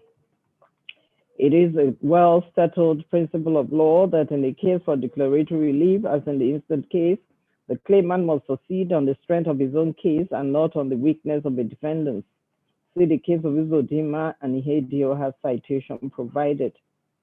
The case of Dikibo and John's citation is equally provided. However, where part of the defendant's case supports the claimant's case, is allowed to rely on that part of the defendant's case that supports his case. So the case of Ehinle versus Ikorodu local government citation is provided. I therefore find that the claimant's counsel rightly relied on that part of the defendant's case. The defendants in their pleadings and DW in his testimony had contended that the claimant admitted the allegation against him. See paragraph 17R of the statement on oath. I do not lose sight of the fact that the same DW, while under cross-examination on the 8th of December 2020, answered that the claimant at all times denied the allegation against him. This is at variance and inconsistent with the defendant's case that the claimant had admitted the allegation against him during the interview, and in support of claimant's case that he denied all the allegations against him during the interview. In the case of Shimo and others versus Abdul, just a minute.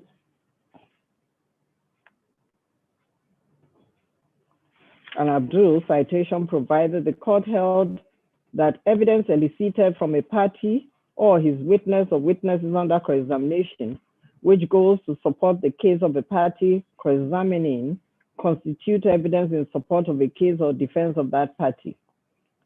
See also the case of Akomolafe versus Guardian Press Limited Supra, citation provided. The admission by DW under cross-examination is against the interests of the defendants, which this court is entitled to attach weight to in the absence of any favorable explanation given to the satisfaction of the court. See the case of Turaki and another versus Sankara, citation is provided. More so, it is clear from the facts of the case and the evidence before the court that the claimant was only told the allegation against him at the interview. There was no prior query or notice of the allegation against him. The claimant pleaded that he was only invited for a meeting on the 6th of December 2019 by an email sent to him on the 5th of May through the official portal, which he has lost access to due to his suspension and eventual termination. He gave the defendant a notice to produce the original copy, which they failed to produce. DW, however, admitted under cross-examination that the mail for a meeting on the 6th of November 2019 was only sent to the claimant on the 15th of November 2019, and the claimant already lost access to the defendant's official portal. It is therefore established that the claimant was invited to the meeting on the 5th day of November 2019.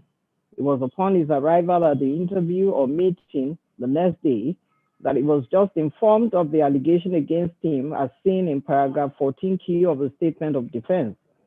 The invitation of the claimant for a supposed meeting, his appearance before an investigation panel, and his subsequent suspension happened in less than 24 hours. The email inviting him to the meeting should have stated the reason for the invitation, but no, they did not. This is against the tenet and principle of fair hearing. It is unfair and against the twin pillars of natural justice for the claimant to be invited for a meeting only to be met with unknown members of a panel of investigation, and which panel failed to confront him with any of his accusers or any documentary evidence the defendant claimed they had against him. I find the whole process to be a sham, a premeditated act of the defendants to paint the claimant black and throw him unceremoniously out of their employ. In view of the foregoing, I find that there is nothing on record to show that thorough investigation as provided for under the defendant's manual, particularly item M, which has its roots in the principle of fairness, was conducted by the defendants. This court is not satisfied that there was any thorough investigation of the allegation against the claimant as required by the provision of the manual, having not seen any evidence which supports that thorough investigation, who supports that thorough investigation was indeed carried out. The ipsi dixit of the defendant's case that the claimant admitted the allegation against him, which I found on record to be false, will not exculpate the defendant from the consequences of non-compliance with the principle of natural justice.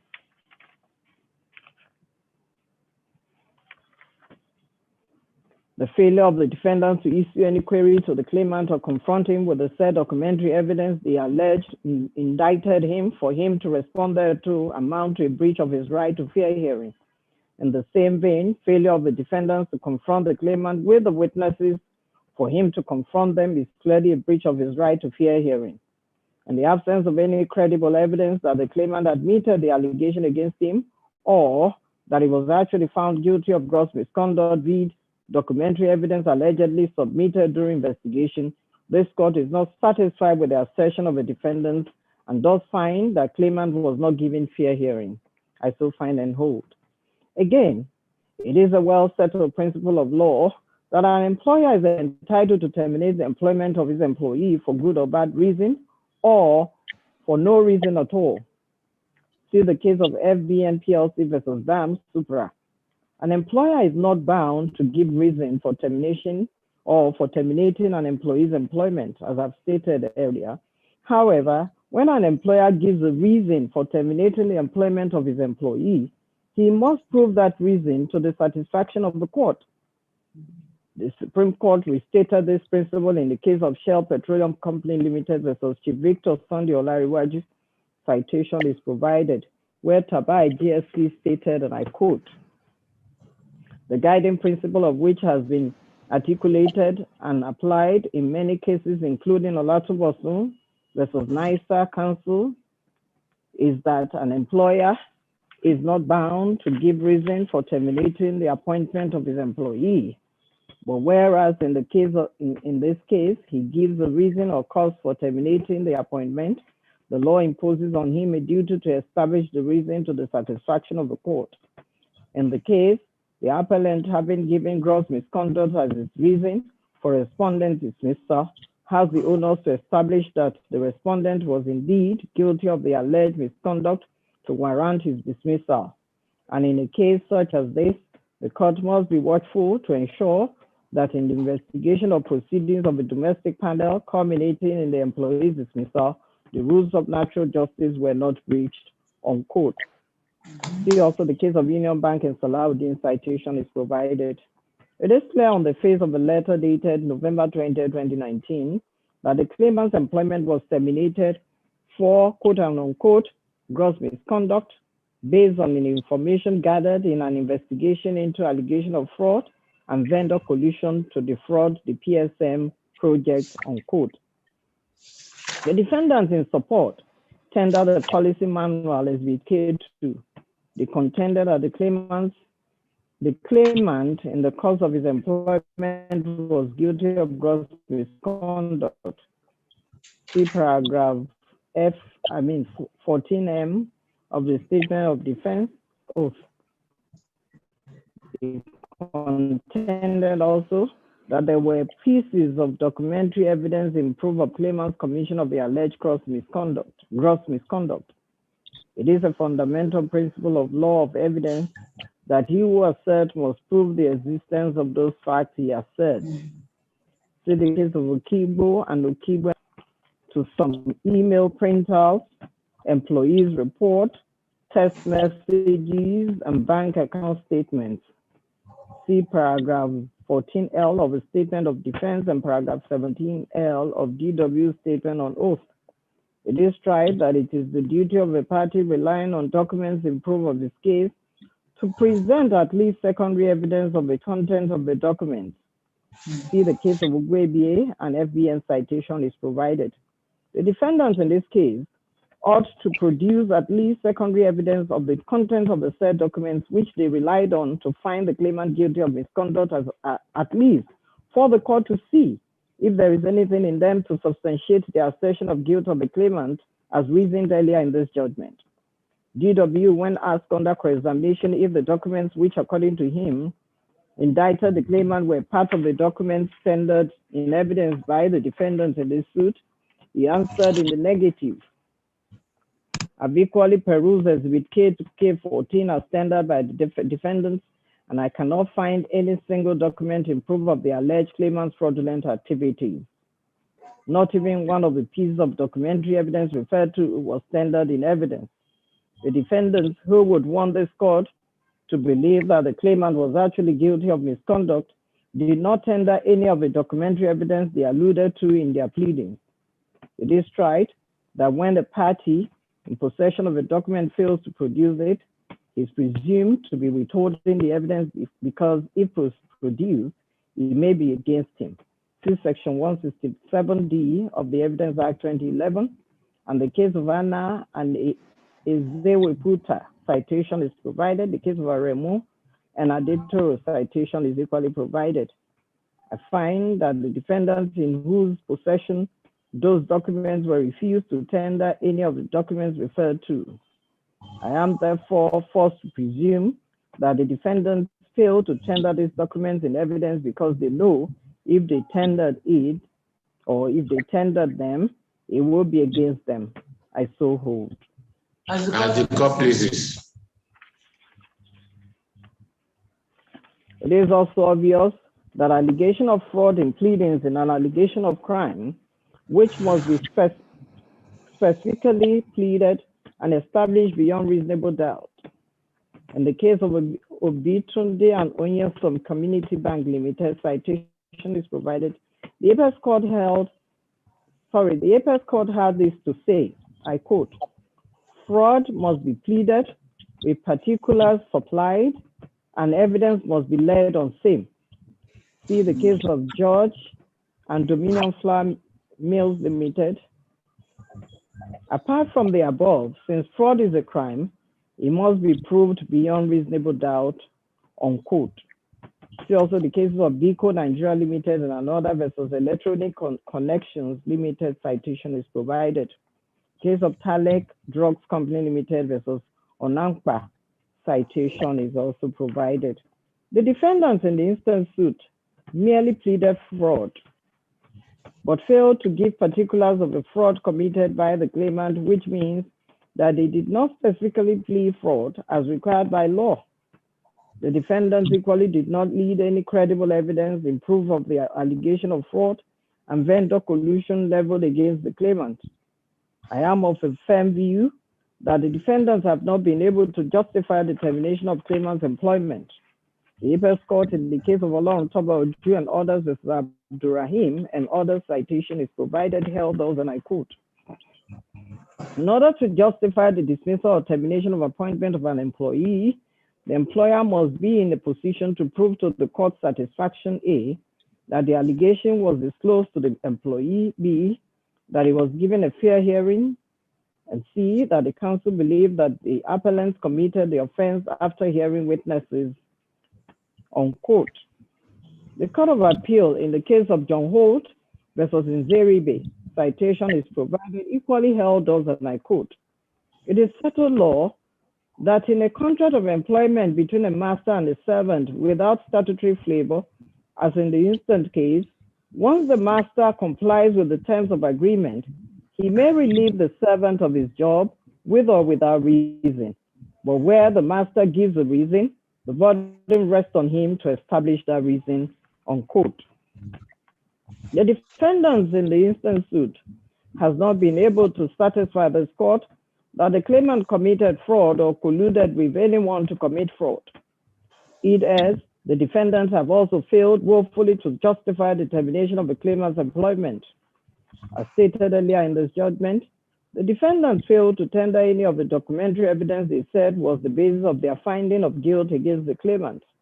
The defendants not only failed to specifically plead the particulars of the fraud, they equally failed to prove same beyond reasonable doubt being an allegation of crime. I so find and hold. Now to the relief sought. The claimant by relief 1 seeks a declaration that the termination of his employment was wrongful. I've held that the defendant failed to prove or justify the reason given for the termination of claimant's employment as required by law. I've equally earlier held that the defendants cannot be exculpated from the consequences of non-compliance with the principle of fair hearing, which was breached in the process leading to termination of claimant's employment. It is therefore only logical that the termination of claimant's employment having been done in breach of his right of fair hearing is wrongful. It is in view of the foregoing that I resolve issue 1 in favor of the claimant. The claimant in his relief 2 seeks an order of injunction. An injunctive order is an equitable relief which is meant to do justice to parties in a case. I've held that the termination of claimant's employment was wrongful. It is true that a court cannot grant an order of reinstatement in the instant case, even if the claimant has asked for it. This is not to say that the condition of the claimant, though hapless, is hopeless. The court would not remain emasculated to redress the wrong done to the claimant. I agree with the submission of learned counsel to the defendants that the nature of the injunction sought by the claimant is perpetual injunction. It is a well-established principle of law that injunctions can be granted to protect the proved and existing right of a party. See the case of Azu and Union Bank citation is provided. The case of Amori and Inyanda citation is equally provided. It is equally trite that an order of injunction capable of being granted must not be vague. See the case of Onwuka and others versus Adiala and another citation is provided. The case of Kalu and Federal Republic of Nigeria citation is also provided. The claimant in the instant case has successfully proved that the defendant's breach his right to fair hearing and also failed to justify the allegation of misconduct, that is fraud and collusion to commit fraud levied against him. Claimant sought specific injunction to restrain the defendants and their agents from communicating with other bodies or persons that the claimant was found guilty of fraud. The claimant, no doubt, is entitled to the grant of this remedy, having not been shown before this court to have misconducted himself or guilty of the allegations of fraud levied against him. I therefore have no hesitation in granting relief too. Accordingly, the defendants, their agents, servants, or privys are hereby restrained from communicating or representing either expressly or impliedly to any individual, company, institution, organization, or government, either locally or internationally, including USAID or her agencies, that the claimant was found guilty of fraud or fraudulent behavior and vendor collusion to defraud PSM project ISO order. As the court pleases. The claimant equally claims the sum of 10 million naira as general damages for breach of contract. Legal counsel for the defendant has submitted in his address that general damages cannot be granted in cases founded on breach of contract, and the court cannot grant a party a relief not proved. The law is tried that where breach of contract has been established, nominal general damages will follow without need to specifically plead or prove the damages. See the cases of SPDC Limited and Imwabwe's citation is provided. The case of Felix, George and Company Limited versus Afinotan and others citation is equally provided.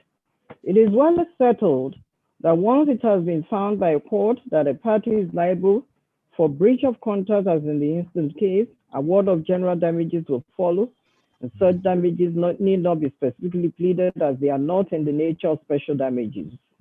Legal counsel for the defendant had argued in the final written address that even if the claimant is to be awarded damages, he is only entitled to damages for wrongful termination, which is 1 month's salary in lieu of notice, and which is the equivalent of claimant's 1 month's salary. I'm afraid that this submission does not hold water. No, not in the current regime of labor jurisprudence. As the court pleases. First, this court is empowered by Section 254C, subsection 1, paragraph F of the 1999 Constitution as amended in exercise of its jurisdiction to have regards to good and international best practices in labor. I would like to re-echo the views expressed by Arturo Bronstein in the Legal Work International and Comparative Labor Law, Current Challenges, Palgrave Macmillan, 2009, at pages 1 to 2, I quote thus: the goal of labor law is to ensure that no employer can be allowed to impose and no worker can be allowed to accept conditions of work which will fall below what is understood to be a decent threshold in a given society at the time. Thus, labor law is not a just means of regulating the exchange between labor and capital as civil or criminal law does with respect to civil and commercial contracts. Rather, it is a means, indeed, it is the principal means in operationalize.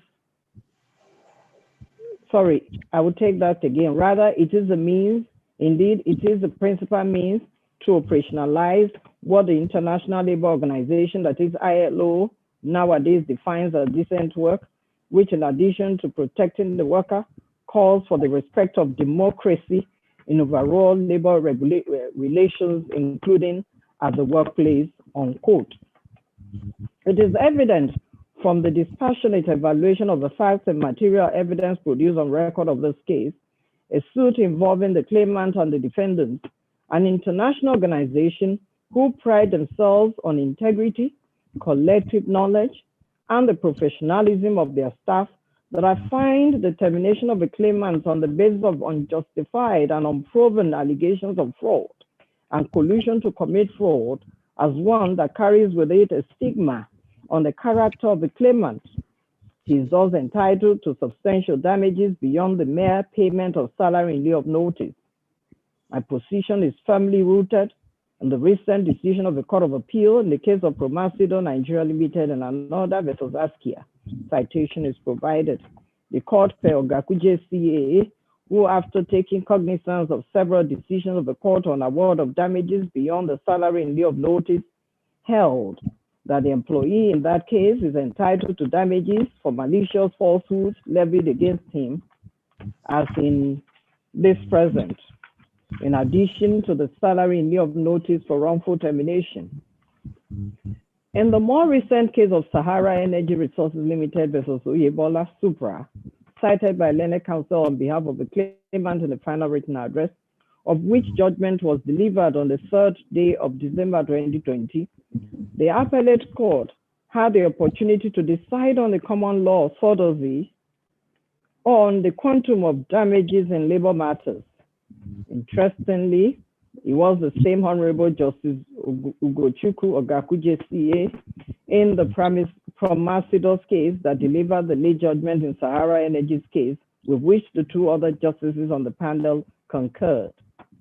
In the case of Sahara Energy Limited versus Oyebola Supra, Ogakuje CA held inter alia, and I quote, "In the circumstance of this matter, where the dismissal of the respondent was predicated on allegation bordering on dishonesty or bribery, which no doubt carries a stigma, it is what will form the base in considering the measure of damages to award in tune with international best practices. In this wise, there is the progressive decision of this court in British Airways and Makajola, delivered way back in 1993, which affirmed the award of 2 years' salary as damages by the trial court. In the third case, it was held that the quantum of damages recoverable by an employee depends on whether the wrongful termination of employment was as a result of a failure to give the required notice or as a result of an alleged malpractice, and if the former, the quantum of damages may be the employee's salary in lieu of notice, but if the latter, then since such termination carries with it some stigma on the character of the employee, he shall be entitled to substantial damages for substantial damages far beyond the payment of salary in lieu of notice. Accordingly, I would be a differential to the general damages awarded by the lower court in the exercise of its jurisdiction to apply international best practices, unquote. The lower court, international best practices. I continue. The lower court, in exercise of discretion in the quantum of general damages to award for the unlawful dismissal, awarded the equivalent of 2 years' salary in given case is a matter based on the discretion of a trial court, unquote. The claimant in the instant suit was alleged of committing fraud and vendor collusion as stated severally herein in this judgment. By the nature of the defendant's business, the defendants have contacts and associates internationally. Hence, they are expected to comply and adopt practices that are internationally recognized. Ditto, the ILO jurisprudence. I've also taken cognizance of the evidence of DW under cross-examination, where he stated that where the employee of the defendant is relieved because of fraud, the defendant naturally notifies USAID, and as a result of which the employee's chances of getting employment in USAID or any of its affiliates, including all USA agencies, is destroyed. There is no doubt, as I've reasoned earlier, that termination of a claimant's employment by the defendant carries with it a stigma on his person and character, which will eternally affect his chances of getting another job elsewhere, and in particular, in any international job within or outside Nigeria. Following the decision of the Court of Appeal in the above two cases and in line with international best practices in labor law, I find that claimant's case is one deserving substantial damages above the mere salary in lieu of notice for breach of his contract of employment, leading to his wrongful termination. Consequently, in exercise of the powers granted this court under Section 19D of the National Industrial Code Act 2006, I award the claimant 5 months' salary in his final payroll salary pleaded by the defendants and seen in Exhibit K2 as general damages. Accordingly, the claimant is to be paid the sum of 9,638,714 naira 5 kobo as general damages. I so find and hold. The claimant in Case 4 claims the sum of 10 million naira damages for violation of his right to fair hearing. I've addressed the issue of the award of general damages in the preceding relief, which is in respect of general damages for breach of contract. It is so apparent that what led to the breach of claimant's contract is encapsulated in the breach of his fundamental right to fair hearing. It is the same as calling wool a cotton. Who doesn't know that a wool is made from cotton? I therefore find an award of damages for breach of fair hearing in addition to breach of contract already granted as double compensation. It is in the light of this that I refuse claimant's relief 4. It is thus discounted as. Please. In relief 5, claimant is seeking for an award of 10% per annum on the judgment sum from the date of judgment until the judgment debt is fully liquidated. Counsel on behalf of claimant had submitted that post-judgment interest can only be granted when envisaged by the agreement between parties. Counsel on behalf of the defendant has submitted that post-judgment interest can only be granted when envisaged by the agreement between parties. Learned counsel has submitted, relying on the case of Ekunefe versus Wayne West Africa Limited Supra, that post-judgment interest cannot be granted in this case. I've read that authority, and I can categorically say that the decision is not apposite in this case, as it was based on the discretion of the High Court of Plateau State to grant interest on judgment debt antecedent or prior to the date of judgment. The decision of the Supreme Court in that case was that the plaintiff in that case has not properly raised his claim for interest sought in that which was informed by the provisions of Section 35 of the High Court of Northern Region applicable to Plateau State, which allows the court to import the practice and procedure in High Court of Justice in England, where the rules or laws are silent. The court in that case, however, differentiated post-judgment interest, which is statutory, and which the court had power to grant from interest which a claimant needs to prove by contract or statute to be entitled to. The court further held that it is not necessary for a beneficiary of statutory post-judgment interest to state or plead the facts or ground of its entitlement. See the case of Efe versus Wayne West Africa Supra. The position of the law is clear as regards the award of post-judgment interest. It is stressed that post-judgment interest may be awarded even where it was not pleaded. See the case of Ifemesia versus EcoBank citation is provided. However, the rules of court regulate the discretion of the court by setting the rate or percentage at which such post-judgment interest may be awarded. In the case of Bolanley and Access Bank, citation is provided. The Court of Appeal held that the power of the court to grant post-judgment interest is statutory, as it derives its root from the rules of court. And the National Industrial Court, as the trial court in that case, derives such power from the National Industrial Court rules. This court is empowered by the provisions of Order 47 of this court as captured in Bolanley's case supra to grant post-judgment interest at a rate not less than 10% per annum. I therefore exercise my discretion in favor of the claimant by awarding 10% interest on the judgment sum With the As side a does succeeds, I so hold. As a The court, please. claimant, by his relief 6, is asking for the course of action. Just a minute.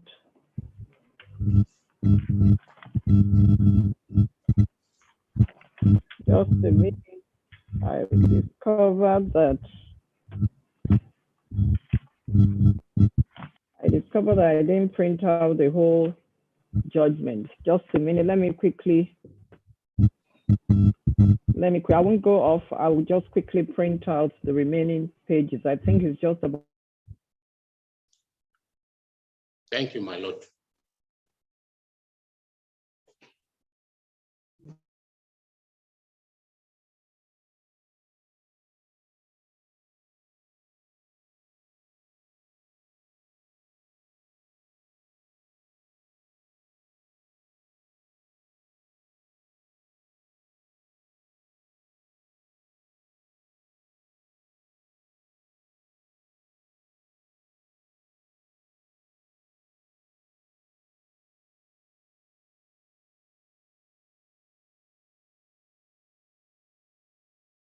We split the 10-10.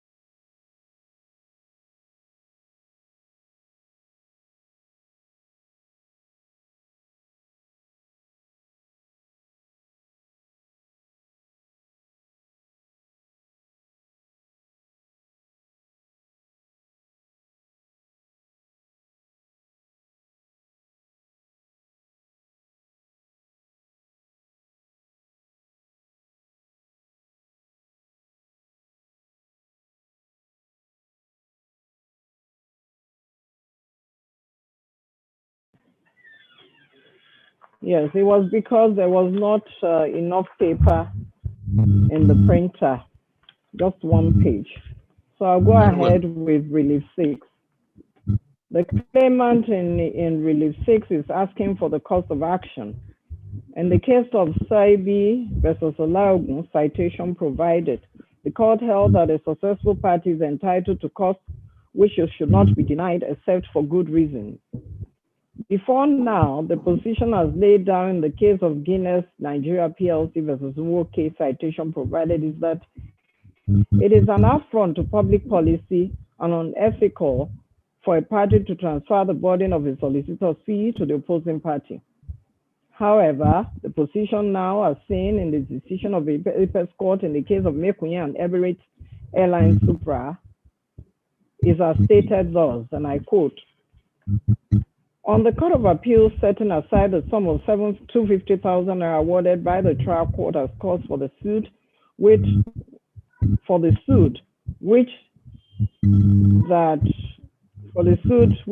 trial court referred to as an order for the payment of the sum of 1 million naira being the cost of instituting this action, the Court of Appeal took the view it was solicitor's fee, which it felt the court should not venture into. The point has to be made that a successful party to litigation is entitled to be awarded. Clearly, the Court of Appeal had not adverted its mind to the Federal High Court rules on the discretionary power of the trial court to award costs. I shall cite Order 25, Rules 2 and 7 of the Federal High Court Civil Procedure Rules 2009 provides thus. I agree with the appellant that deducing from the foregoing provisions, it is clear that the power conferred on the court under the legislation in awarding costs are not based on pleading of the parties or straight proof before the court determine whether or not to grant stay. It is thus, Court of Appeal was wrong to have held that the award of costs by the trial court amounted to granting special damages not proved. The discretion of a trial court in awarding costs is one which the Court of Appeal ordinarily ought not to interfere with.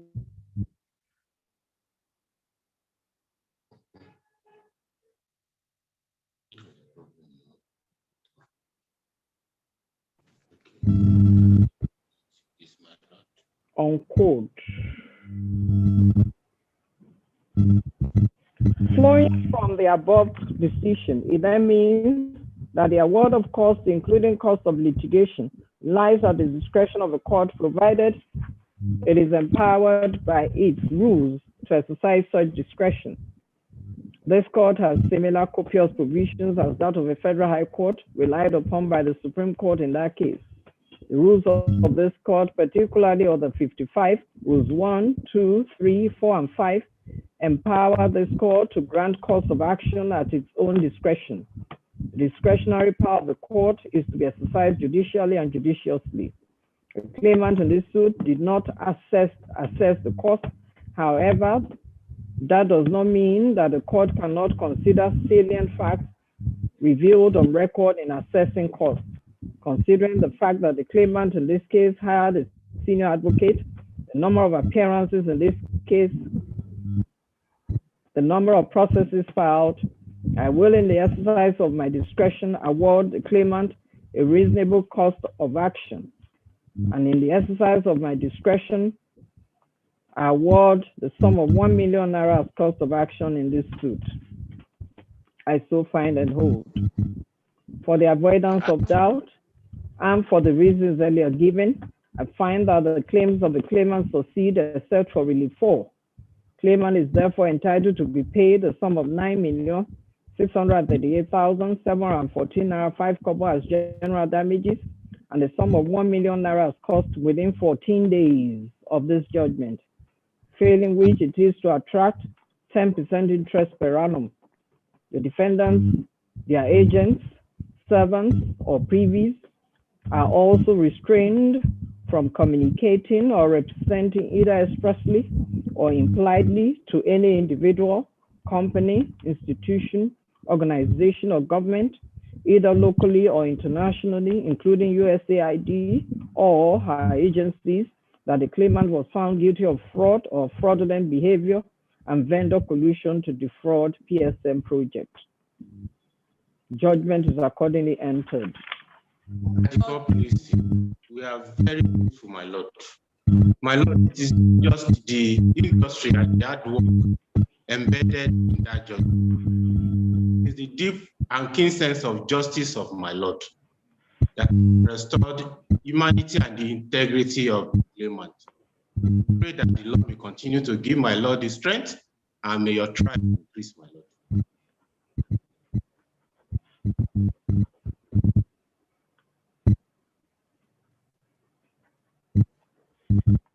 Copies of the judgment will be available from tomorrow or immediately. Thank you very much. We are very grateful, my Lord. Very well. Do we have counsel for the Ultimatum Fodio University matters here? Yes, my Lord. It's not yet time. I think I gave them an hour plus. My Lord, let me call those ones that their number. Okay. What we will do is that I will stand down for 30 minutes. You contact them. Okay. So that in the next 30 minutes, we all come back to the courtroom. I should give them 1:30. The time now is I said 30 minutes. The time now is 1:17, so they will all be here at 1:47. Okay, my Lord. Or 1:50. Is that clear? Okay, my Lord. To link up at that time. Thank you, my Lord.